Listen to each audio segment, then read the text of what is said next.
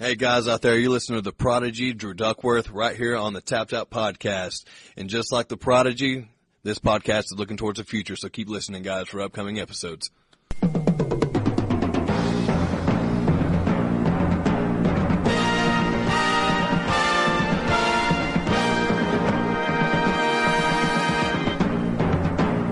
Ladies and gentlemen, welcome to the Wrestling News Weekly. I am your co-host, Nick McDaniel. Of course, my co-host and partner in crime is none other than the one and only Myron. How's it going, buddy?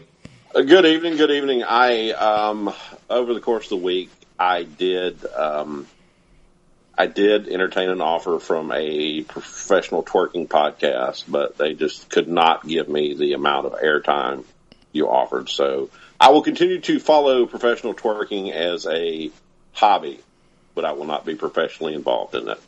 Thank you so much. I appreciate the opportunity. Well, speaking of twerking, I know we're going to get into some other stuff. Triple H did some twerking, and we'll address that later on this show. So there's some video out there of him Quite twerking. the handy dancer Triple H is. He got some moves. He's got the moves like Jagger for sure, man. Yes. But I got one thing I got to hit right now. If you or anyone you know knows who broke into Dave Thomas's house and took his Xbox One and his controller, let me know. If it leads to an arrest, I will send you one Tapped Out Wrestling Podcast t-shirt and one shout out. Dave Thomas, you know him as Referee Slim. He referees all over the place. One of the nicest guys you'll ever meet. Somebody broke in his house, let his cat out. He still has not been able to get his cat back, and his Xbox One is missing. So if anyone knows what's happening, just tweet me, message me. It'll be totally anonymous. We'll turn it over to the authorities, and I will get you a T-shirt. Now, of course, if you wear the T-shirt, they'll either think you're a fan of the person who stole Dave Thomas's Xbox. But Dave's a great guy. He needs his Xbox back. And we'll make sure it's one of the new shirts. Yes. Because everybody... You'll be one of the first people with one of the first new shirts. Yeah, we just put the new shirt up on Pro Wrestling Tees. I've actually got the link up on Twitter and Facebook both, so you could actually take the shortcut and just go straight to it. It's the new I'd Tap That shirt. It, of course, has the subscribe button above it, so that way you can always say, what do you mean? I'm talking about subscribing. I subscribe to this guy. Even if you're the guy that's tapping Dave's Xbox, just take it back. We'll give you a shirt. Yeah, just say, I found out who did it. Me. No, I'm just kidding. Just take him back his Xbox. Help him find his cat. We'll set you up. Yeah, we want to do right by the world, and that's kind of how we do. I mean, Dave is one of the hardest working referees in the wrestling business. He is all over the place. You might know him as Slim. He got that name because he's really, really thin. Nice guy. He's a really great referee. And let's help out our wrestling brothers. Okay? Absolutely, man. But you got another thing you wanted to bring up, don't you? I got another thing I need to shoot on right now. Okay, Jumpin' Jim McDougal calling me out, saying that I was pretending to be a ninja. No. I studied at the Go-Go Dojo in Petaluma, Japan, Jim. I am a certified ninja. I have all my paperwork. It was put away when I moved, but I've got it. As soon as I find it, I'm going to put it right up on Facebook so you can see. I am a certified ninja. And you talking about people who have drinking problems, you and Jeff Jarrett need to go try to do a show together and see if either one of you can make it to the main event. I'll be really happy now that you got your Ember Moon doll taken care of, and I hope you live happily ever after. But don't question my deets, man. I don't question your ninja skills as much. In the whiskey, it didn't bother me either, but the thin Oreos, that was kind of I call you carpet on that. My girlfriend is kind of diabetic, so I bought her the cookies, and then I had a couple drinks and ate her cookies. Well, that didn't come out right. I had a couple drinks, and I ate her thin Oreos. I don't even have to have a couple drinks, but that's a whole different story. Whatever the deal is, they were very tasty, and I wouldn't have done it had I real the old ones. I did that bought those Oreos as a favor to somebody else. So, Jim, you got something to say? You step. Don't question my kung fu. Well, now his new partner, you might want to take a little step back and not go, that guy will never be on another episode, okay? I'm pretty sure Jim is done with this, what his name was, Carmine Falcone. Yeah, well, or whatever his name. Trust me, Carmine's going to be back for another week. I've already been sent the memo that he would be back for a second week. So you need to learn to watch your language, Carmine. We are a national podcast, and we are on iHeartRadio. Okay. Yeah. Well, we'll never get big time working that blue material, just like they told Red Fox. Well, we label the show explicit for a reason, and it's so they know it's not like it's a shock, but you got anything else before we jump into some stuff, man? I would like to wish a happy birthday to perhaps the hottest up and coming women wrestler in the business right now, Camilla Kane. Happy birthday, Camilla. You were so gracious in the interview you did with us. And also, every time I see you whip somebody's ass harder than the time I saw it before. So please accept this as a very handy happy birthday from us. And also, please don't hit me. And, she's, we shout her a happy birthday from the main account as well, but on Facebook, of course. But dude, she's been all over the place, man. She's been hitting it hard. Good God. She's hitting the road. I mean, she was up north, she was down south, she was out west. I mean, all over the place. She's kudos to her. Than we are. Yeah, kudos to her, man. Good job. I mean, yes. It's hopefully we'll have her back on soon, man, and ask her about these travels that she's been hitting. Her web show is absolutely on fire right now. I really, really can't go on about how much I like this person, Camilla Kane, and how nice and gracious she is in the interview. Yeah, we wish her all the best, man. I think she's going to do a great job, but she's a star waiting to happen. I'm sure, yes. Ring of Honor, NXT, they're it's bound to be sooner than later. Yeah. We're going to see her called up somewhere. So, but man, we got a whole bunch of laundry list of congratulations we want to get out real quick before we hit the news stuff. First and foremost, shout outs to, Pro Wrestling Ego last week, man. We did Great Southern 8 week, and man, it was home run. You could have just backed the truck up to the Tapped Out studio and loaded the money off. You did us so much good. Guys, if you're in Mississippi, go to the show. Dude, I'm telling people, it doesn't even matter if you're not in the area, man. We're going to make the drive for 6 hours to see the show. Yeah. I mean, a couple hours, man, and you're going to see the names that are popping into this place. I mean, we can jokingly say, like, we saw the downloads on the back end. Yeah. So we were like, holy crap. These, like I said, these guys are hot right now. All of them involved. Mm. We're talking literally the whole gambit of guys. The stars like Georgia's own O'Shea Edwards, Brady Pierce, Ray Fury, man, I didn't think the downloads were ever going to slow down on that guy. And I crushed my all-time, highest download numbers for an interview I did this week too, with one of the Great Southern 8 guys. Yeah. Corey Constantine. Yeah. Yeah. And what a terrific kid. But, Stunt Marshall, man, we had a lot in common. And I've also done a couple of really good interviews this week. I can't wait for y'all to hear the 2 interviews I've done this week. Kudos. We want to shout out, obviously Eric Wayne, Scotty Williams, those guys as well. Hopefully didn't miss anybody. I know I obviously have, because I'm sitting here thinking of states in my head. But their promoter managed to get everybody to us professionally, put on a great show, got everybody in on time, helped us get all the interviews, promoted all the interviews. We could not have done this without you. Yeah. Thank you. Yeah. And, last but not least, I figured it, my head kind of came around. Bam Bam Malone, the youngster out of Texas, was the big guy that I was missing.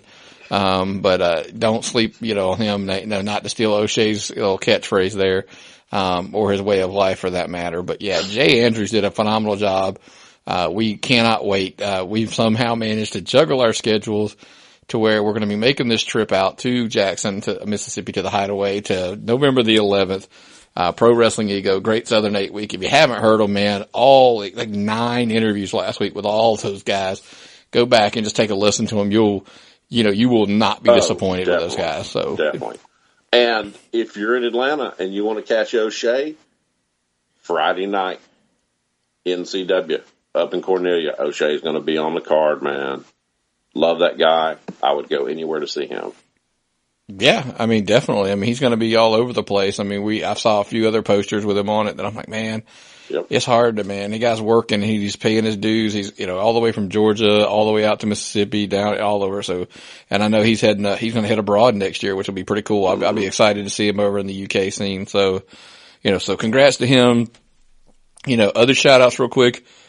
Andrew Duckworth, we had him on a few weeks ago. And is this a trend maybe? No, I'm just kidding. We just. Also going to be on the NCW show Friday. Yeah. So, he's been training up at the One Fall Power Factory. Am I saying it right? I want to make sure I don't mess it up. With QT Marshall and those guys, he's getting a little Ring of Honor tryout here. And he deserves it, man. Guy puts in the time, does the work, and it's, paying off for him, and we want to say congratulations to him. Well, that, and he is one of the most genuine human beings you can deal with, and it doesn't matter if he's in the wrestling business or not. I'd say the same thing about him. This guy is a decent guy, somebody that if I weren't in the wrestling business, I still want to be friends with. Yeah, we're hoping. I've got an idea. Matter of fact, it's funny. I got to reach out to him here in the next couple of days. I had another show that we're coming up with pretty soon. I'll spoil it. We'll go ahead and throw it out there. We're going to record the first episode on Sunday this weekend. Wrestling with pop culture. It was an idea we've been batting around for a while. It's basically we're going to have wrestlers come on and we're going to discuss topics that are not wrestling. It's going to be sports, movies, TV, music, comic books, blah, blah, whatever. Just literally pop culture stuff. We think that'll be a pretty cool little twist. Yep. First episode out of the gate's going to be a friend of the show's coming back, Benjamin Banks. He's bringing a friend. I haven't gotten all that information yet, but they're going to come on. We're going to do Dragon Ball Z. Huge in the wrestling community. Everybody talks about it. And me and you bluntly put it, we don't know it. We're too old. It was after us. If you want to talk about Transformers or G.I. Joe or He-Man, the cartoons I got to watch, let's chit chat up on that. But Dragon Ball Z was after our time. The only thing I can tell you is a guy I work with. I was telling him at work Sunday or Saturday. It's like, man, I don't know anything about the Dragon Ball Z. So he goes, well, let me show you a video and see if that helps you understand it. And so he showed me this Dragon Ball Z fight video, and it's like, that's insane. So it was this massive fight sequence. I had to enjoy it. It was over the top. It was cartoony. It was comic book.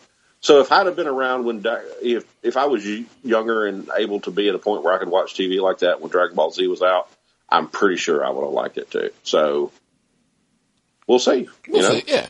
But they're going to educate me, which is cool. I told them, educate me on it, which is awesome. And shoot me, guys, if you've got topics you want to hear about, different things you want to talk about, anything like that, shoot us a message. Let us know. And we try to be as cool as possible, but there are a lot of stuff that got past us. Yeah. So Dragon Ball Z. That's a big, big thing. I appreciate you saying that because that's actually what I'm hoping for is.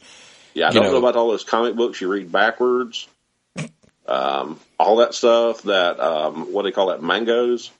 Well, I mean, I've even talked about like guys, hey, I mean, if you're into, Walking Dead just started back up. If you're into that, I mean, I'm a big Flash guy because, I'm a big comic book guy. So Flash and Legends of Tomorrow, Gotham and et cetera, et cetera, et cetera. If you're into the Marvel movies, if you're into sports, if you're into music, reach out to us. We need 2 wrestlers for every show, obviously. So it would always help if you had a buddy who's, really good, in the same subject. So we could do that. So anyway, we digress. We went off on a tangent there about a show that hasn't even aired yet. We're working on it. But yeah, the first one's coming, but it's pretty cool. We're really excited about it. Speaking of shows making it, our buddies out at Rocky Mountain Pro, we're super excited to announce they have made it to the Global Wrestling Network. Easy for me to say. They've always been on the Fight app. We've enjoyed watching them there. Global Wrestling Network's another good place for them just to get exposure, to be out there. More eyes on the product. As we've always said, man, it's worth getting your eyes on. I mean, it's a storyline driven promotion, which is something I've always been a big fan of. Yeah. The wrestling solid. They run it like a good old school promotion.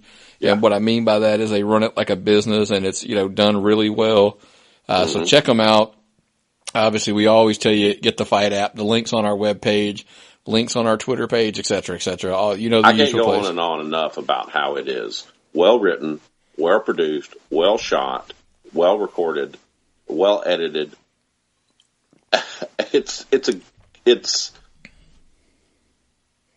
I don't understand how anybody could come back and say anything bad about these guys. One, they're the nicest guys in wrestling. But two, they turn out a wonderful product. Absolutely. It's almost a primer on how to do a good wrestling independent show. And they've got their big Shocktober event coming up, which is going to see a friend of the show kind of habit when we talk about Rocky Mountain Pro. Mario Vanger, Sugar-Free Mario Vanger, is going to take on Tyler Stinson for the Rocky Mountain Pro Championship. So much more stuff going on, but that's kind of the big match for the night.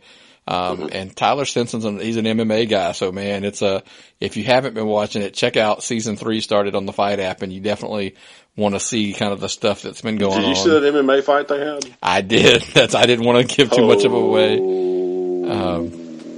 Wow. Yeah, Tyler can throw hands. There's no doubt. I mean, we need to call them up and get them back on to, promote this a little bit. Cause he can definitely throw hands for sure. So, well, man, let's kind of get into some of the meat. That's all the congrats I wanted to throw out right now.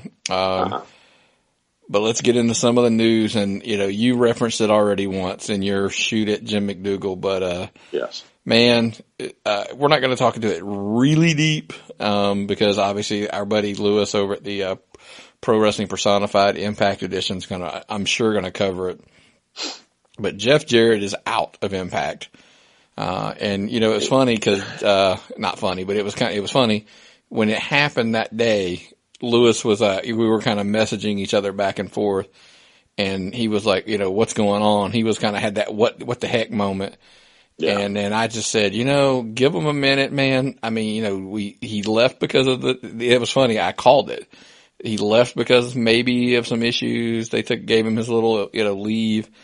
Maybe something's happened. We just haven't heard yet. And then of course later that afternoon, it comes out and he's like, you're right. And I said, they had to do what they had to do. And then of course you were telling me that, the news got worse, the last day or so. Yeah. We did a pretty good promo on the whole thing. I'm just, honestly, I was cutting back and forth with Lewis about the whole thing, but substance abuse is not any laughing matter. And, Jeff clearly has some kind of problem. I don't know the degree of it. I wish him luck. I hate the fact that it has gotten to the point where it's interfering in the wrestling business, because he is a second or third, is he a third generation wrestler? Second, yeah.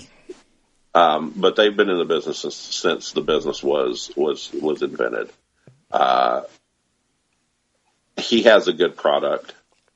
He knows more about it than just about anybody else. I hope he can get his life together. I hope he can turn this out, because Jeff he's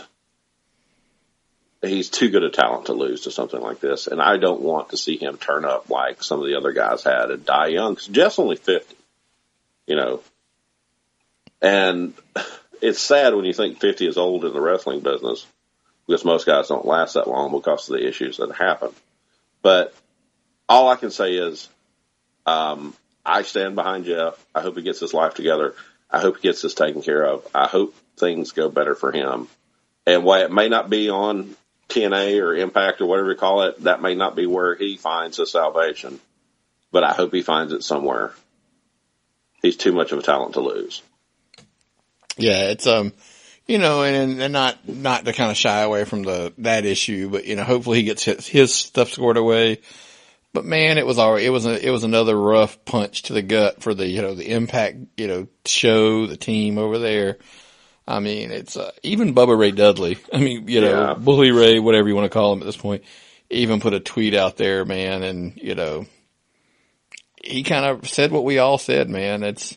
They need to just keep the talent over there needs to keep their head up. It's not their fault. They just kind of do what they do, and they'll be okay, hopefully, in the long run.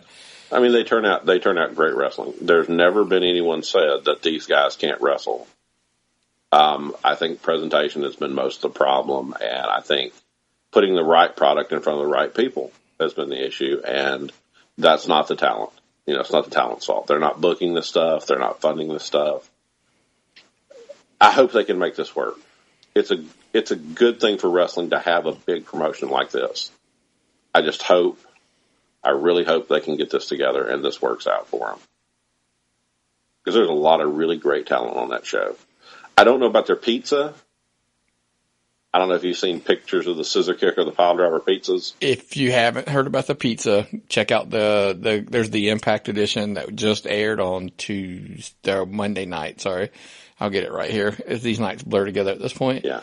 Lewis actually talked about the pizza, so he'll explain. I don't know that he's eaten it yet, but he did talk about it, so definitely it's covered for sure. Because, I looked at it and said, I might be better off if someone shot me in the stomach with a .22 pistol. Because, it's like, it is nothing but spicy meats and jalapeno peppers. So it's like... and we know your stomach is not made for, Yeah. Yeah. So. It's just not, that's not for me. So... But, they do, like you said, man, they do put out, like, talent-wise, it's there. We just aired, matter of fact, last night. We released Marche Rocket was on with Lewis and, great interview, great young talent. And there's a little bit it wasn't really controversial, I guess, in the sense of the way, but he even talks about, is it time for him to leave Impact? So, give it a listen. He was pretty candid about, when is it time to move on, kind of thing. So I wasn't surprised, but I was kind of surprised that he even would, address the issue. And he did pretty candidly that, sometimes it's just time to move on from a company. So check that interview out. It's in the archives. I'll tell you one thing. If you just want to look at, we don't, like I said, we don't ever share our numbers, but those Impact shows draw really well for us. So clearly there's a lot of fans out there. A lot of people want to hear about that stuff. A lot of people care about Impact Wrestling. And I hope for the best. It's too good a promotion for them to lose all that talent. Well, we just reiterate constantly. We just want guys to have places to work too. Yeah, definitely. We want guys to be able to have a place to go hone their craft, make them money. Stuff like we were talking about, like Andrew Duckworth and so, and O'Shea Edwards, places. It'd be awesome if those guys were getting gigs to Ring of Honor or, to Impact or, not just everybody having to funnel into the, NXT WWE system. Other places are always a good thing. So, Cody will tell you yeah, exactly. Making more money than he ever did in WWE. So we'll see if that's, whatever. But yeah, and it's not a case of some of these guys, they're just not good enough to get on NXT or the main product. There's just not enough room, for guys who could have been big names 20 years ago. Right now, there's just not enough room for guys at the top. Oh yeah, we're going to get into some of that later. Yeah, if there's only a top, where the only 1% of the top wrestlers in the world are wrestling, you don't get to see a lot of great talents. And that's one of my biggest beefs, and it's not with it's with internet fans or just fans in general. Sometimes everybody says, "Oh, he's being underused. He should be a champion, or he should be used more. He should be booked better." Like, guys, there's only so many titles. I know we always joke about there's too many titles. There's only so many titles. You can only book so many guys at the top. So keep that in mind. Everybody wants Dolph Ziggler used better, Ty Dillinger used better. This guy deserves better. And I'm like, dude, there's only Finn needs to be, Finn should be champion, and then it's Kevin Owens should be champion, or AJ Styles should be champion. I'm like, okay, dude, you just managed 5 guys who should be champion. Like, they can't all be champ at the same time. So kind of keep that stuff in mind. And like you said, there just does come a point when there's a logjam. So guys have to have other places to go and work. Mm-hmm. So, and Cody Rhodes is the shining example of the fact that you can go somewhere else and you can do really well for yourself. People say that, and I sometimes I know he's probably doing better, but John Morrison was doing it, Rey Mysterio was doing it, Alberto Del Rio was doing it. But it had to have that name. But I'm just saying, theoretically, everybody talks about he's like the big example. I'm like, well, there were guys before him too. He wasn't. You got a good point there. But anyway, we digress off of that. Let's get into, some of the, you want to talk about some other quote unquote non-WWE stuff that people care about, which cracked us up. We were doing a little digging. The conversation started, by the way, I was having a talk with my daughter, my middle child, and she wants to do an episode on Total Bellas, which the season finale airs tonight, the same night that we dropped this episode. Yeah. And, I'm like, well, first of all, I'll produce it. I know you can do the show. You're the woman's expert, the women's expert on the show. I am a women's pugilism fan. There you go. Pugilism, that's the word. And as long as it's not Sister Abigail, I'm interested in women's wrestling. And I really take I'm not trying to trivialize this. The Bellas are serious wrestlers, and they should actually get more credit as wrestlers. So, yes, they may have one of these novelty TV shows where Daniel Bryan parades around and whatever he does, and John Cena makes brief appearances. But these are serious talent, and they're getting a chance to show off what they do in the ring to people who really don't ever get to see that. Right. I mean, good for the product, good for the brand. It's on the E! Network, and we were joking about doing a little bit of research I was trying to decide, does it warrant even doing a special? And I get it's not going to be for everybody. We've had this conversation. To the massive audience of, that listens to this show, it may not be their show to listen to. But guess what? Tell your girlfriend who watches Total Bellas, Total Divas to check it out. I mean, it should be entertaining. To be honest with you, it's kind of a vanity project. It'd be cool to kind of work with my daughter. I'm not going to lie to you. Yeah. But 563,000 people That's watch like that twice show. as many people that watch Impact watch Total Bellas. Yeah. So, I mean, there's some people watching it. So hopefully we can just, I always joked and said, can we get half of those? Can we get 25% of those people to listen? We'll be happy with that. Because seriously, think about it. I mean, Raw is drawing at 3 million, and they're basically drawing a sixth of what Raw draws. That's pretty impressive. Yeah, for a reality-based quote-unquote show, who we'll get into how loosely reality-based that is here in a second. Everything's a work.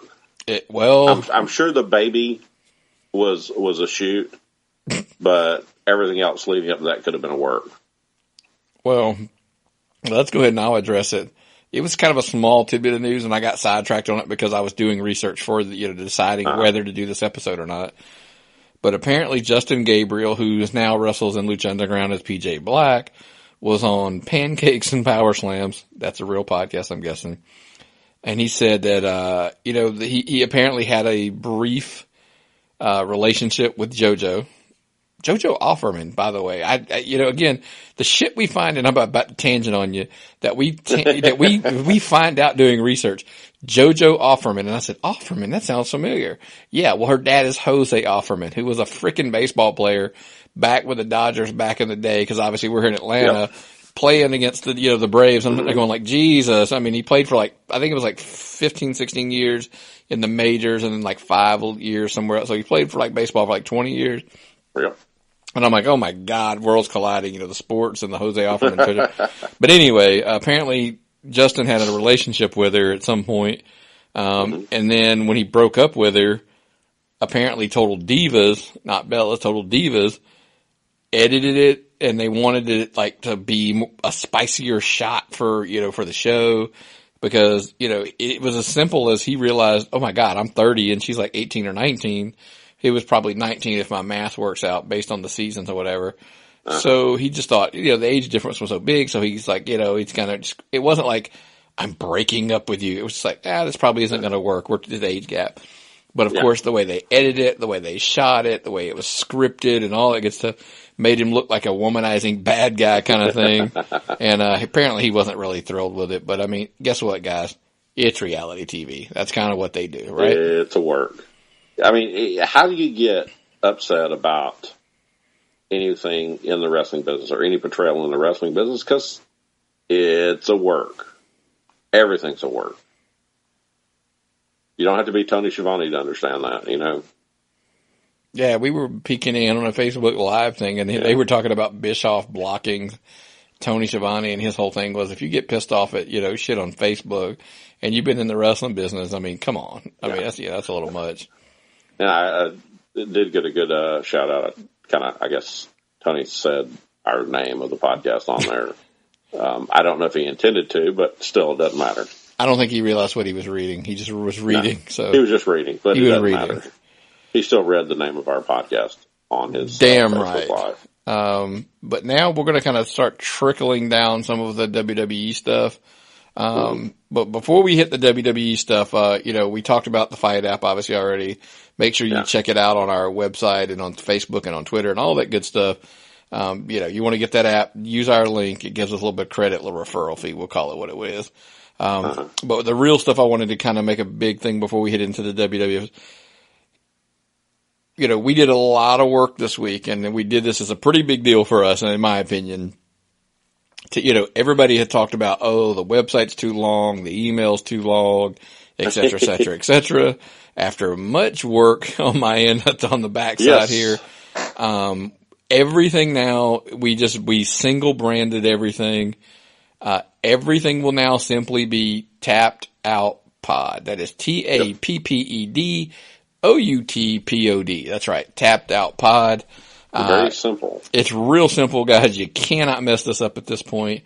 And, that was all my fault. I'm going to carry that as my burden. It was my fault making it super complicated. But now is Tapped Out Pod, where you find us on Twitter, Facebook, Instagram, Snapchat, everywhere. The new website, by the way, is tappedoutpod.com. And of course, the new email is tappedoutpod@gmail.com. So as you can clearly see, what I've done is Tapped Out Pod will take you everywhere you need to go. So we're universally branded. So if you just put it into Google, you'll find it'll just start falling into your lap. Yeah. I mean, you go to, like I said, any social media and you want to find us, how do I find them? Just Tapped Out Pod will come up. So, yeah. So that was kind of my thing. I wanted to make it all universal. A lot of people had said, hey, the email's too long, the website's too long. This was for you guys. It's clearly to go and tell you we do listen. And, we'll take anything that you take to heart, and we'll kind of see from there. And by the way, shoot us some messages. I sent out a thing the other day saying, do you like the shows every day, all 7 days, or do you want us to shorten it down? We can double up some days. When we got, 7 episodes in a week, we can double up.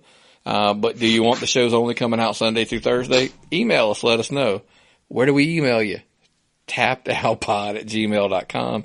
And of course, anywhere on social media is just Tapped Out Pod. Hunt us down. You'll find us now. Right there. Easy to find. Absolutely. So let's jump into some of that. Let's go straight into the deal, man. WWE news. We talked about with the virus, that hit the locker room and decimated it. Apparently, I don't know that was the reason why Triple H wrestled in Chile and was doing the dancing we talked about earlier. But it was cool that he danced and he, basically danced with the New Day for a minute, and then he, of course, pedigreed Kofi, just as a shout, and then he did a little dance up the aisle. So that was kind of cool.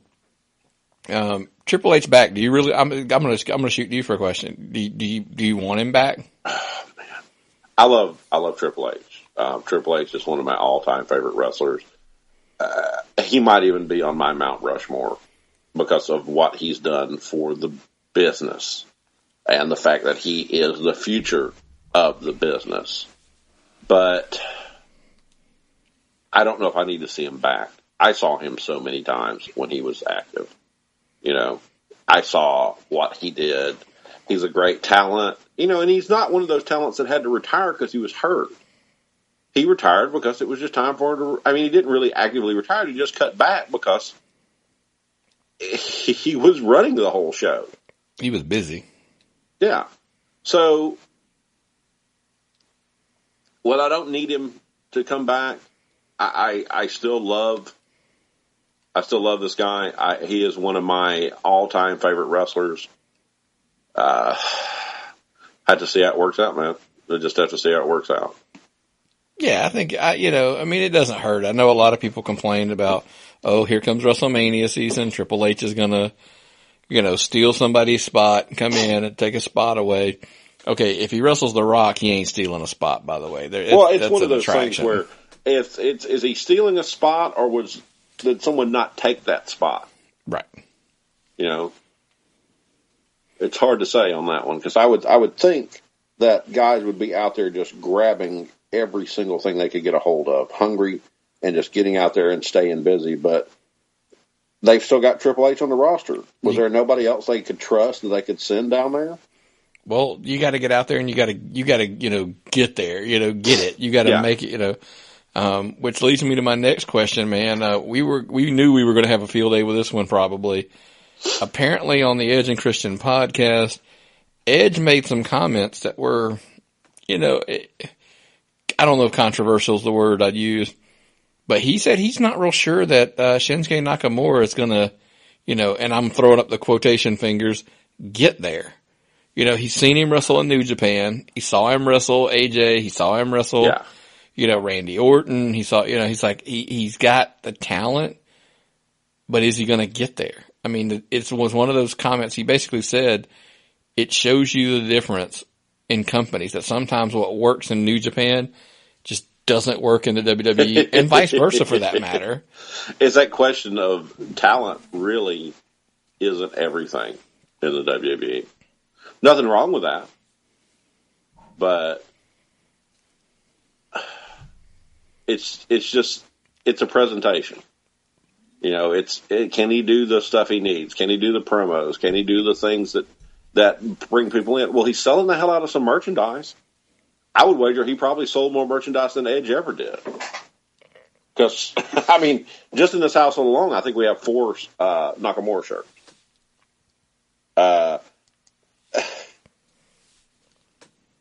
I understand what Edge is saying, and he might be 100% right, and I will not deny what he's saying, but it's a tough one. It's a tough one. What's better, a talented talker or a talking talent guy?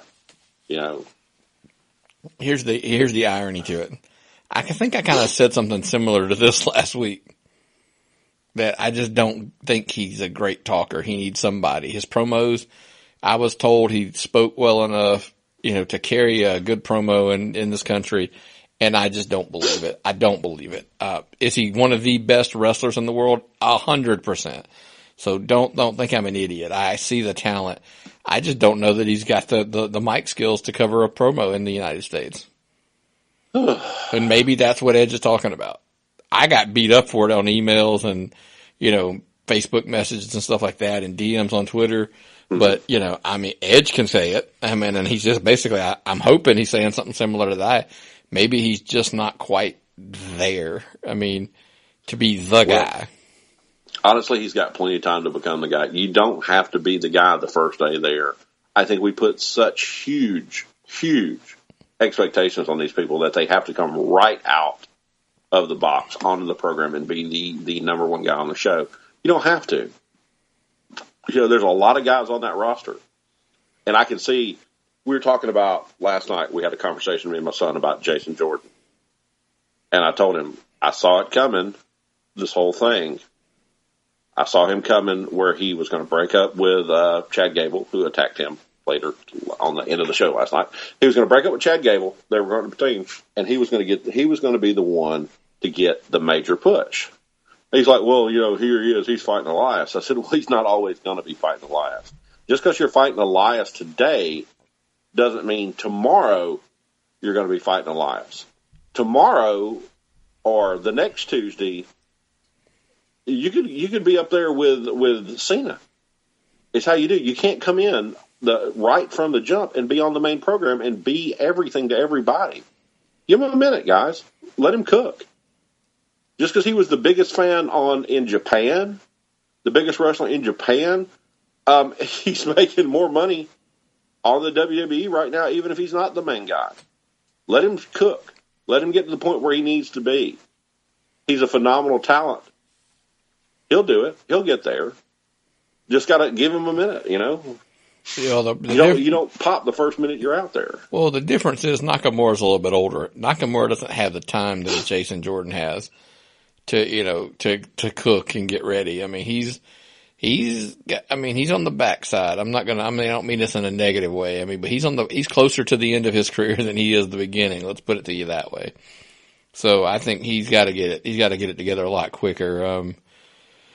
But hey, that's just my opinion. And speaking of, somebody who I think is really in the early parts of their career, and obviously stories got overblown last week, Nia Jax. Everybody talked about how she followed the Neville example and walked out and she quit or she was on a leave at. Well, now things are surfacing that maybe, just maybe, things were a little bit overblown on that situation. Yeah. So, the only time you get a day off if you're a traveler on the main roster is if you get hurt. And then you have to fly to Birmingham and get surgery. And so then you have to go into rehab. So you don't ever really get time off on the main roster. So if these guys need breaks. She's not been a roster talent forever like some of these people have. She's not used to this. She needed some time off. Let her have a few days. Let her get her stuff together. Let her take a break. Come back. She's as good as anyone else in the women's division. I don't believe she's laying out trying to negotiate a contract. I don't believe she's laying out for some kind of personal reasons. I think she just got to the point where it was too much. She needed a break. It was that simple. Yeah. Let her have a break. Let her go home, get her personal things over. Because, look, they flew Kevin Owens all the way back from South America because he was needed at home with his family. Why is that any different than her? Is it because she's female that she doesn't get the time to come home? I don't know, but she deserves it. It's understandable. I can totally see where she's coming from, and I don't hold it against her. If she needs some time off, she needs some time off. That's just the way it is. Yeah, I mean, like you said, she wasn't used to the travel. She just burned out. She needed a break. I mean, it's not that not that complicated, to be honest with you. You go from NXT to the main roster, and basically get on it. You get plane tickets. You get handed a stack of plane tickets and a set of dates to go to, and it's travel nonstop. I mean, we've all seen Ride Along to this point, right? Yeah.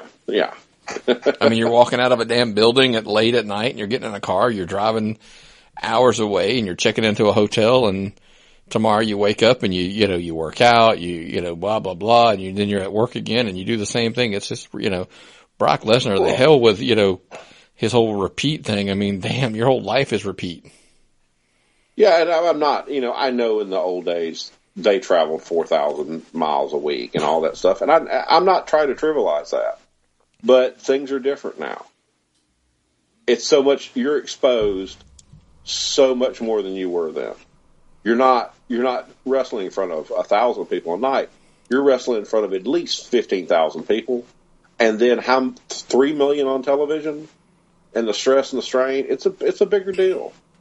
Yeah. You have guys like, we'll get into it in a second. AJ jumping on taking an 18-hour plane ride to make a pay-per-view on a Raw. AJ is used to it. AJ has been traveling since travel was invented, basically. Well, but there's a difference between an 18. I mean, there's a big difference, I think, in that travel schedule. But AJ is the guy. So I know that's just me. Oh yeah, I mean, AJ is the guy. He's, to me, one of the number one guys they've got on the roster. So. And in wrestling today. Yeah. Before we get to AJ, there was a thing we wanted to sidebar on about the ratings here this week of Raw. We're going to cover TLC and Raw here kind of in unison like we always do because it's just easier for us, to be honest with you. But, the ratings were up for a change. They were up to 2.953, which means they almost averaged 3 million for the whole show. That's up from 2.688. Hour 1 did 3.332. 2.969 for hour 2, 2.557 for hour 3. You made something, we were talking about this, and we wanted to kind of just address it kind of off to the side, because the same thing this week. We did get the big ending, which we'll get to, but we looked like we were rolling right into another cruiserweight, 205 Live, hour 3 being headlined by it. And we were asking each other, Is Vince just testing this just to see, does it just not really matter what he's putting on well, in hour if you do 3? it 3 weeks in a row, it's looking like a test. Because seriously, it's been at least 3 weeks in a row now that we've got the cruiserweights to end the show. Right. And so, okay, cool. That's great. But you've tricked me into watching 205 Live. And I kind of liked it. 3 weeks in a row. So what does that say? Did I not like 205 Live because was it not in a position for me to like it? Who knows? You just didn't like it enough to get up and put your Roku or turn on the app on your PlayStation 3 or 4, or whatever to watch it? That's the question.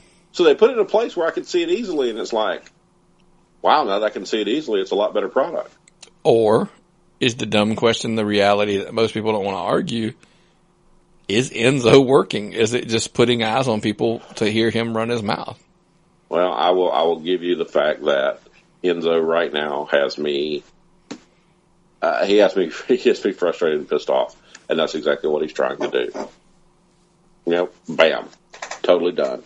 Yeah. So, but that being said, man, let's dive into Raw. Here we are. Jesus, we're 45 minutes into this, and we haven't even watched or talked about Raw yet as a whole TLC. So let's do TLC and Raw were the same program because they booked the same matches. It did feel that way. You're right. It really did feel that way. Yeah. But really coming out of it, man. I mean, this is the funny part. I've got a Raw and a TLC page of notes, and it's on a little bitty. Little book, one of the little spiral bound books, and it's the front of one page, and that's it. Yeah. Let's go. Let's talk about right out of the gate. We talked about AJ Styles. He flew in, all the way, 18-hour plane ride, blah blah blah, to fight Finn Balor. I know I bitched about it on Twitter. I'll go ahead and say it. I didn't understand. There was no storyline to it. It didn't make any sense. And then, of course, Lord Steven Regal came in and put me in my place, not like directly, but he put a tweet out that I'm like, oh, yeah, okay, he makes sense. God forbid the guy, that's been in the business forever knows what I'm talking, more than me. Because basically, I bitched and complained about it, and he basically came back with a tweet that said, for all those people complaining about no storyline, they were just two of the best wrestlers in the world trying to beat each other. Yeah. To be the best in the world. That is the storyline. And I'm like, yeah, you know what? He's probably right. And by the way, best match easily hands down on the card. Yeah. Oh, definitely. Definitely. And what was your thoughts on the card? The whole too sweet gesture? They say it was organic. Yeah. That Vince McMahon did not tell them to do that. And I can believe that because those two guys were in the Bullet Club. They too sweeted before too sweeting became popular. So they were there when it became popular. Yeah, exactly. Yeah, they too sweeted again. They were the first people to too sweet after the too sweet. Let's go again because we all know NWO, DX, etc. Yeah. When we mean again, it was this generation wise. If we said it, they wouldn't know what you're talking about. But before, they obviously know. Mm-hmm. But yeah, he said it wasn't scripted. It was organic, which was cool. Don't get me wrong. We'll get to AJ, obviously, well, let's just go ahead and say it. AJ did show up on Raw again, which led to some things down the road. But my thing on the biggest knock that I had on TLC, like you said, the card was, shaky at best. I know a lot of people were entertained by it. And hey, you know what? Kudos. And I'm happy you were. Yeah. Oh, yeah. I mean, and I'm not trying to shit on the pay-per-view or anything like that. And I know it sounds like I am. Because, like I said, I love this. There were lots of things I like in it. Because then one funny part is, one of the things people shit on the most, I'm going to turn around and defend in a minute. But that main event was just completely overbooked. It was a mess, in my opinion. Yeah, it was hard to watch. I don't know that if let me ask you. You go ahead. Did Roman being out just literally mess it up that bad? Well, you took the Shield, the big Shield reunion that you'd worked so long to see, and everybody was so happy to see. And all of a sudden the Shield became the tag team champions with Kurt Angle. Yeah, great, Kurt Angle. Super Kurt Angle is a great wrestler. It's good to see him back. And then all of a sudden it's like, well, here's Kurt Angle. He's back. and he put on a good match, but that wasn't the Shield. Are we to the point where we can't just be excited about Kurt Angle coming back because we wanted the Shield so bad? Or was it just not? I don't know. It just was not what I expected to get out of it. It didn't give me what I was expecting. If you watch basically the breakdown on Raw, like the clips and all that stuff, you got everything you needed to see out of it. You know, that's all that I can say about it. Yeah. I mean, and the crazy part was we'll kind of zigzag in Raw and TLC here like we always do. So, of course, then on Raw, because here's I just asked, why didn't they just take somebody off of the heel team and have, 2-on-4 versus 3-on-5, whatever. I don't know if it adds up the same or whatever in the WWE's math. The Shield, the mini Shield at that point, minus Roman, take the ass whooping like a man, and they get the heat and they roll into, Survivor Series. But we find out at Survivor Series, they're not even in a 5-on-5. The tag champions are going to be, in a champion versus, because apparently this year, it's, by the way, at Survivor Series, it's champions versus champion. All the champions are fighting each other. Oh, by the way, for no titles. There was something in mind for this that was bigger than what we understood, and I think it got jeopardized by the fact that Roman wasn't there to be a part of it, because believe it or not, Roman's booking it's the most important thing to him. No, and if Roman's not there, they basically just wrote off the rest of the program. They had to do something with Strowman to set Strowman up for a big rivalry, but then they come back the next day and, okay, we've got Kane back, so Kane's back and he's going to crush Finn Balor after Balor beat AJ, which doesn't make any sense until you realize they're really wanting to blow up Kane so he can have a match against Strowman later on. Okay, which made zero sense. That's the part that, like, they were like, why? Because originally it was, why is Kane even on this team? And I threw some logic at it and said, well, come on, it's the Undertaker's brother. He wanted revenge for retiring an Undertaker. Well, now, since Roman wasn't there, he turned on Braun and, they had their big brawl and they threw him in a garbage truck and crushed him, apparently.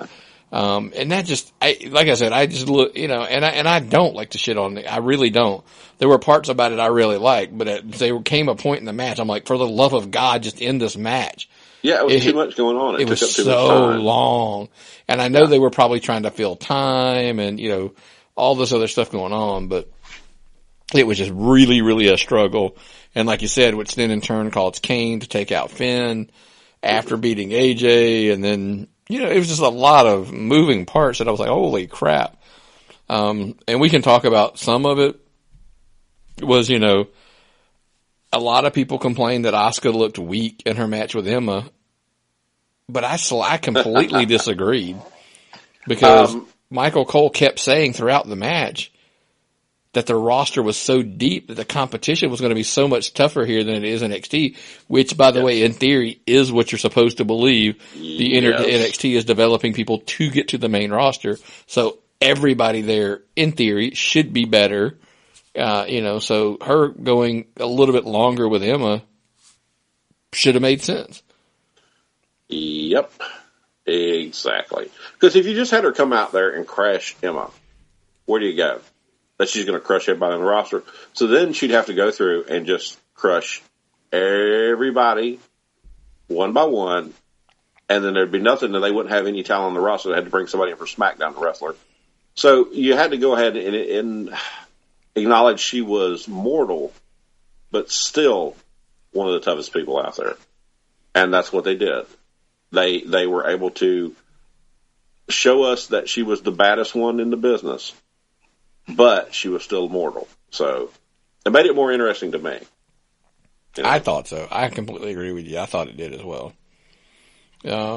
We had the other women's match where, Alexa defeated Mickey. Yeah, it was kind of a bummer. I did pick the match correctly, by the way. God, did Mickey come out? I'm going to take an aside here. And drop that, was that some kind of flying DDT in those high-heeled boots?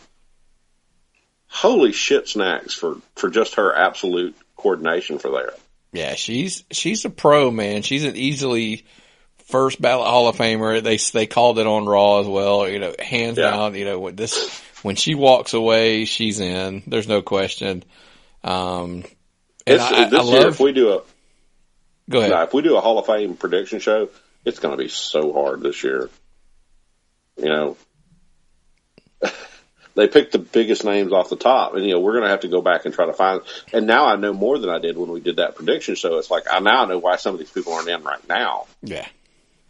We talked a little bit about it. Obviously, Enzo defeats Kalisto, he's a 2-time cruiserweight champion.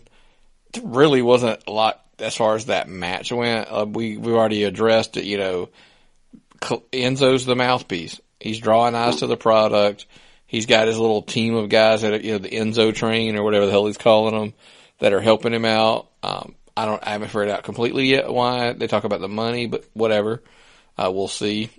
But hey, Enzo's drawing eyes to the 205 product.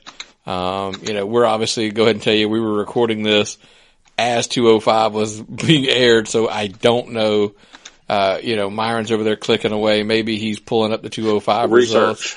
And trying to find out, did he actually, I'm assuming he retained his title tonight on 205 Live. And I'm not saying I'm right or wrong. I would just, again, want to say. Quick thing. Yep. Enzo is a character, not a lifestyle. People need to realize that. Sure. Because I keep seeing people come in the store dressed like frickin' Enzo Amore. He's a character. He's not a lifestyle. Don't dress like him. Don't act like him. He's a character. He's not the Nature Boy. He is not super cool. He's not The Rock. He's Enzo Amore. Don't act and dress like him. Right. That's my message for you tonight, people. Now, someone you don't want to act like a little bit is crazy like a fox, Alicia Fox. We wanted just real quick to say, we talked about they had this 3-way to be who was going to be the captain of the women's team. Apparently there's going to be a 5-on-5 women's match at Survivor Series. Who's going to be the captain? And Alicia Fox defeats Sasha and Bayley. I have a question. Why the hell does it matter who's the captain is? If you're on the team, I don't know how that works. Because, do they get to decide who goes first or whatever's that? They didn't pick the establish team? the value of the captainship before they went ahead and made the captain. So, I don't know what it means. And we'll sidebar on it because we've had this conversation before in the past. I don't even know why anybody would care to be on the teams. The brand supremacy thing is irrelevant. Because, you got a Miz, eventually you might be transferred, moved over from SmackDown to Raw or, Raw to SmackDown. So what the hell do you care?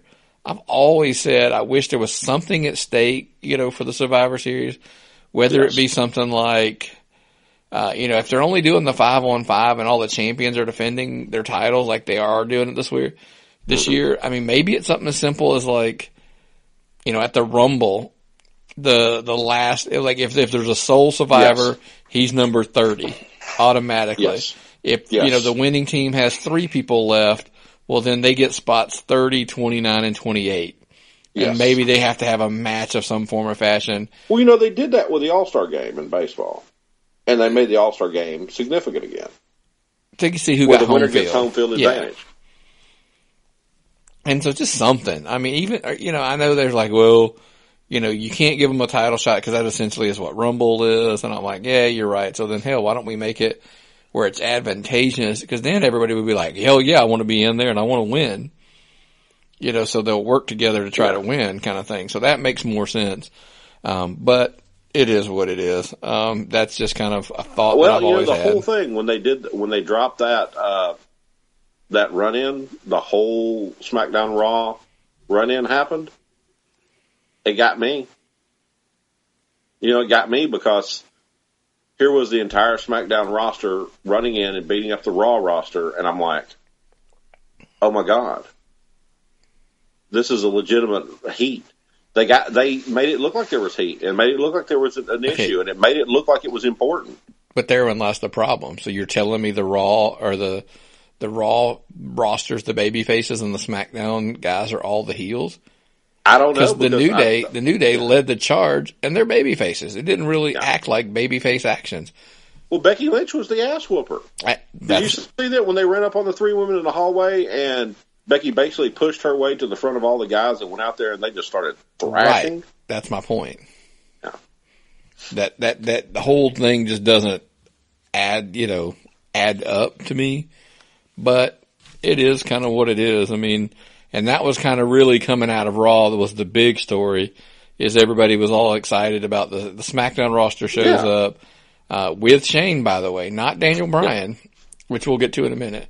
But Shane McMahon leads the charge and basically surrounds Kurt Angle in the ring to end Raw.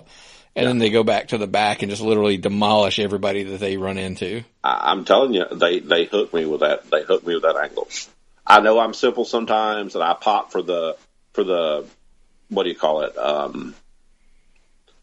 Just the simple stuff and the gimmicks and the run-ins, but that whole angle almost got me excited for Survivor Series. No, I mean, before it's over, I'm sure they'll get me there, but that almost got me there.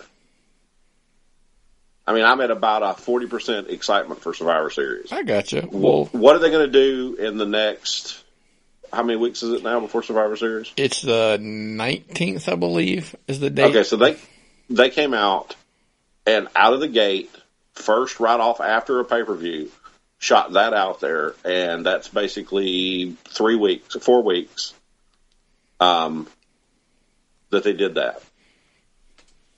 And they made me interested in a pay-per-view that's a month away, and I have not had much interest in the pay-per-views because TLC was, in my opinion, the worst promoted pay-per-view I've seen in a long time.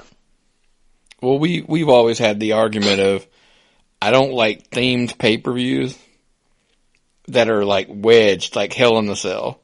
Yeah. Okay, we've got a themed pay-per-view coming, so we have to come up with a storyline to make it where to make it a Hell in a Cell match. Hell in a Cell and TLC are matches. They are special event matches. They are not pay-per-views.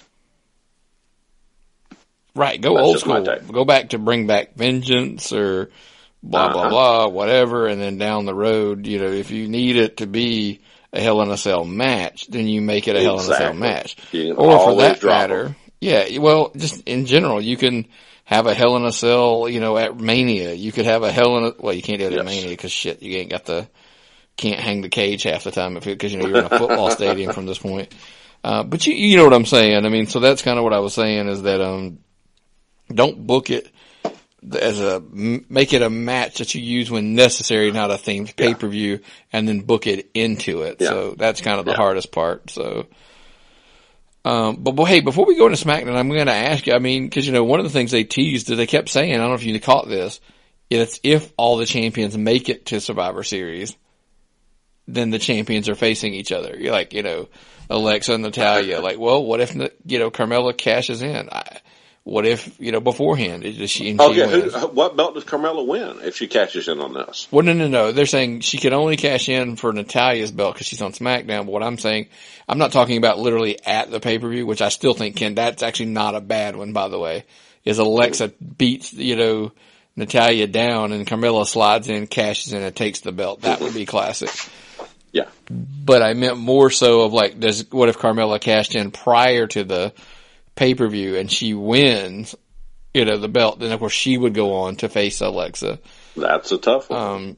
But it seems to be, we ran a poll on Twitter in the match that just everybody, 78% of the votes, I asked which of the champion versus champion matches was everybody into, or were most into, or most looking forward to. The Usos versus the Shield got 78% of the votes. It wasn't even close. I mean, second place had 14%, and that was Brock Lesnar versus Jinder Mahal. That's insane. Well, Lesnar and Mahal are why. That's what I'll call that match. Why? Paul Heyman came out and just blistered Mahal. Like you said, he was cutting a promo where I don't ever say bad things about, my opponent, and then just absolutely blistered Jinder. It was an awesome promo. Makes you realize why Paul is the best in the business. We'll see how that goes because, can Jinder beat him? I mean, he's the biggest guy in the business. Lesnar is the biggest, most believable guy in the business. Oh, easily the most believable. I mean, so if Jinder beats him, does Jinder become more? Because that tour of India is in what, December? After the show. I have heard some rumblings of some things that may eventually cost Brock the match, but we will see. There's rumors of John Cena being a special referee for that match. Ooh, nice touch. So now that's a total rumor. That's, I'm not saying I've read it anywhere that's concrete or anything like that. So we'll see down the road. But yeah, I agree. Out of all those matches, I mean, I only want to, cause like Corbin and Miz, and I love the Miz and I like Corbin. I just don't really have any desire for that match. And haven't we seen Alexa and Natalya before? I mean, anyway, so. But I think the Usos and the mini Shield are going to they're going to tear the house down for that one, I think. So we will see. What? That is something that I will absolutely say that I did not like and I have learned to like because it is defined itself as two great tag teams. I did not like the mini Shield. I'm not going to lie. I did not like those guys until they started just killing it. I didn't. The Usos, I've still not warmed up to, but they're killing it. They're a phenomenal tag team, and they are way out at the forefront of the tag team business right now. Yep. I can't argue. And, and to cover a little bit of SmackDown talk, apparently they're going to feud with Benjamin and Gable because Benjamin and Gable beat the New Day on SmackDown Live. Yeah. I don't know what that was about. I guess you got to build up Gable and Benjamin because I guess they had run their course with New Day, and I get it. You got to cool them off a little bit to kind of pull Gable and Benjamin up to kind of try to give them a little cred to fight the Usos. But is what it is.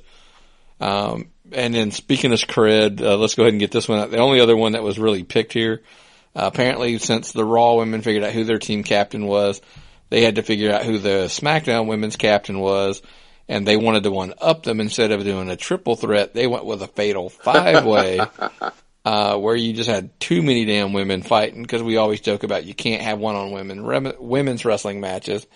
No. And Becky Lynch goes on and defeats, and I probably would have to think about who she even beat in this match, to be honest with you. But she wins the captain's role again. We said, why does it matter? I don't know. Does she get to pick the team? Not really. We'll see. You got any thoughts on Becky's Lunch winning? I love Becky. I love Becky. I think she is one of the best talents on the roster. I'm glad she won. I don't know what it means, but it puts her in prominence, and she has been the first women's SmackDown champion. She has not been featured as prominently since that happened. So maybe she'll get more feature because she deserves it. She's a great talent. Oh yeah. Give her some more time. Give her some more time in front of the television. Make her a champion again. Make her up front of the program. And Natalya's great. Everybody loves Natalya. Natalya's a great wrestler, but how long is she going to be continuing to stay around? Not sure. Every time you see Natalya, she talks about retiring. So, Becky Lynch is the future. Get some belts on her. Oh yeah, I mean, she's a good front runner. If Charlotte was not on the SmackDown roster, Becky hands down is going to be your go-to. I think, in my opinion. Yeah. But let's go to the big headline of SmackDown. Let's go ahead and get it out of the way, because we opened the show and we closed the show with Shane McMahon. Sami Zayn comes out. They finally have their face-to-face. Can you believe this is the first time since Hell in a Cell that they went face-to-face, kind of back and forth. And Shane basically says, I'm putting you in a match tonight. You're wrestling Randy Orton. And the winner, guess what they get? They get to be on the team for the men's team. Guess what? They didn't say captain. So on the men's side, guess what? Doesn't matter. Just be on the team. So of course Randy Orton, while they're fighting, Kevin Owens comes down to the ring, but it backfires and he gets the receipt for the low blow win that he got, that Sammy got a week or so ago. And so Randy Orton's in as on the team for the Team SmackDown. Shane McMahon, I guess, is happy. I don't know that. I still think Sammy ends up on the team, in my opinion. I hope so. I mean, Sammy is. If you don't have a belt, they've got to do something for you on this pay-per-view, or you're going to be one of those talents that doesn't even wind up on a pre-show, like Gallows and Anderson. Okay. You miss out on a pay-per-view. Those two guys missed out on a pay-per-view. It just tells me that the cards are way too stacked. Just way too stacked. Who do you got? I was thinking about that earlier today. Who do you got for Team SmackDown? Because, I've got, like, Owens and Zayn. Obviously, Orton's already on the team. And then maybe Nakamura and Styles. Nakamura and Styles, or Nakamura and the 10 guy. You would take Ty Dillinger over Nakamura? I wouldn't, but I don't book this. You never know how they're going to book it. I didn't book this shit. I didn't book this shit. I look at it and say, that's why they might book it, because it's unpredictable these days. Unpredictable. You never know. You never know. And I don't even know how the Fashion File got a pair of my underpants on that show tonight. I do not think that was cool. Those would not fit Ellsworth. Those are clearly my underpants. I can tell by the stains. So, yeah. Now I know where my underpants are going. They're apparently making the gnomes appearances on SmackDown. The gnomes are taking them to the Fashion Files. The underwear gnomes are taking my underpants to the Fashion Files. It's a tough life sometimes. Well, speaking of tough lives, man, we're going to segue very poorly into being a UGA fan. It's been a rough go the last few years, but this year we seem to got a little magic, and we're going to jinx ourselves probably here because it's Georgia, Florida week, and that's always been our kryptonite. That damn team down in Gainesville has always been a thorn in the ass of the Dogs. But it's it's UGA Florida. It's the annual McDaniel gathering, as we call it, for UGA Florida. Catering Mexican this year, speaking of your stomach earlier in the show. Are you catering martinis? Margaritas, or nope? Just the food? Everybody's bringing their own stuff to drink. We're just doing the food. Nothing but Mountain Dews, Yoo-Hoos, and Miller Lights, and not my fridge, but it's, I think we got a good shot this year. We're all excited about it, man. Yeah, and, this is an amazing year we're having. College football is very important to me. It's always been very important to me since the time I was born. Growing up in Alabama, I've become a Georgia fan when Georgia took me in when no one else wanted me. I love that team. I love that school. I really think we've got a good chance this year. We've got an amazing coach. We've got an amazing team. I think it's our year. But we have to beat Alabama, At the end of the day, it's the funniest thing is one of our buddies, Billy, he put up a very funny picture. There was a guy at SEC Nation had us signed up at UGA, and it said, we want Bama. And then in parentheses, it said kinda. And that's kind of true. Everybody's like, if you're going to get there, you got to beat them. Especially if you're an SEC team. You got to go through Atlanta, and to go to Atlanta, to go through Atlanta, you have to go through Alabama. That's just the way it is. Yeah, I mean, the cool thing about it this year is if Georgia goes to the SEC championship, it's in Atlanta. Obviously, they can play Bama. And if they can somehow make their way to the national championship game, it's in Atlanta.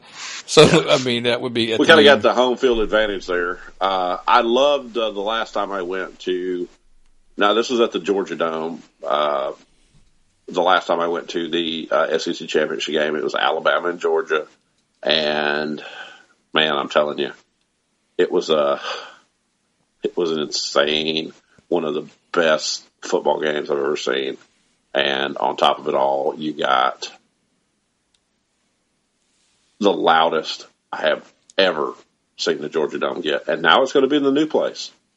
Yeah, it's a new Mercedes-Benz Stadium, yeah. Yeah. So at the Benz, or what are they calling it? Who knows? I mean, they'll come up with a catchy name for it. But man, so hopefully, before we do that, Friday night we'll be checking out NCW in Cornelia, Georgia, people can knock this. I mean, it's the old barn, the landmark arena. The history there's unprecedented, man. I mean, it's seen people go through there like AJ Styles. I mean, that's everybody else talking about. He's the big name, at this point that's kind of went through that building. But that place runs wrestling. Think about it. Friday, every week, and then a couple weekends a month they run another show, and then damn Sundays they run some shows, in the month. So wrestling's hot there, and it's a cool little atmosphere. Awesome seats. Think about it, guys. The wrestling ring is set up nonstop. Mm-hmm. They don't take it down. Okay? They don't take the ring down. Always ready for wrestling there. The whole place is wrestling. I can't wait to go back. I loved it so much the time I went. I've only been there once. The next time, I've been wanting to go back ever since I left. So it's going to be a good one, man. It's going to be a good one. The card is amazing. You've got Andrew Duckworth versus Ike Cross. You got Owen Knight versus QT Marshall. Think about that one there. Austin Theory and David Lee versus O'Shea and AC Mack. It's a dynamite card, folks. Just dynamite card. So, yeah, we got that. Then we'll have Georgia, Florida on Saturday. And then, of course, we got the new shows and stuff coming on Sunday we're going to record. But, man, that, looks through everything in my notes. I mean, did I miss anything before we hit somebody? I don't think we've missed anything. I think we've probably covered too much, to be honest with you. Yeah, I mean, it went longer than I thought. We started the show. We always go like, man, there's not a whole lot of news and stuff. But so, hey, before we get out of here, we always want to throw some love. Remember what we told you. Tapped Out Pod. That's everywhere on social media at Tapped Out Pod. And then, of course, tappedoutpod@gmail.com. The new website is tappedoutpod.com. By the way, if you make a mistake and you haven't changed the bookmark, the old website still does work, tappedoutvwrestlingpodcast.com. But to shorten everybody's life, tappedoutpod.com makes it so much simpler for you. Shoot us any questions, comments, anything you got for any of those places, whether it be on Facebook, Twitter, the emails, blah, blah, blah, all that, Facebook, whatever. Just hunt us down. Shoot us any questions, comments you got. All over the internet. Just all over the internet. Absolutely. Make sure we talked about the Fight app earlier. You definitely want to use our affiliate link on our webpage, Twitter, Facebook. The same thing we talked about earlier. We've got the T-shirts in the stores, ProWrestlingTees.com. The new shirts there, I'd tap that. Check it out. It's it's super cool. Same thing. Yeah, you should tap it. You should tap it, subscribe, and tap it to buy the shirt. I'm telling you guys, great shirt. We love you. We love our fans.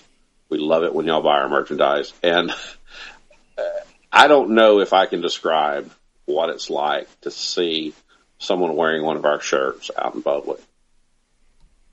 It's like being a child again. To know someone cares enough to go out there and buy one of our shirts and thinks enough about what we're doing to wear a shirt and to put their hard-earned money down and to go out and represent us. It really means the world to us. And if it means enough to you, send us an email that you're about to buy your shirt. Once you make your purchase and it goes through, Myron will call you. You can question his ninja skills. personally over the phone Yes. if you buy a shirt. At the Hojo Dojo in Nakamura, Japan. Just like I said when the show started. Yep. And then, of course, we always say you throw in, don't forget BlueApron.com, the affiliate links on our website as well. And then, last but not least, we always tell you about our Amazon affiliate link. Check it out. Click it, replace your old link with our new link, and then make all your purchases so they'll kick us a little referral fee to help cover all the costs that we have, with all this stuff going on, man, between advertising and then host servers and this, that, and the other. We would appreciate your support, absolutely. So, the shirt's the easiest way. I always tell you, if you buy the shirt, it's the easiest way because, boom, the money goes in and you get a shirt. So it's kind of cool. Yep. Trade off. And if you see us out and about, the shirts from ProWrestlingTees.com, I can't say enough about what high quality shirts they are.